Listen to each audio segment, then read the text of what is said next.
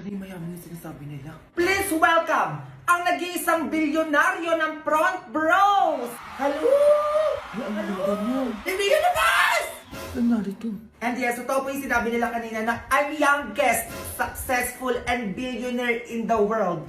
Meron na po akong 4 na mansyon, 5 sports car.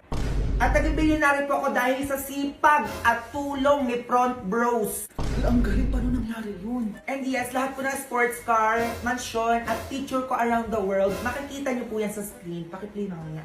Invite mo na sila, ma'am. Ikaw! Ay, ako po? Gusto mo ba maging bilyonaryo katulad ko? Ay, oo po naman po. Eh, paano po ba yan? Sa maliit na halaga, kailangan mo lang ng 12,000 para sa puhunan. 12,000?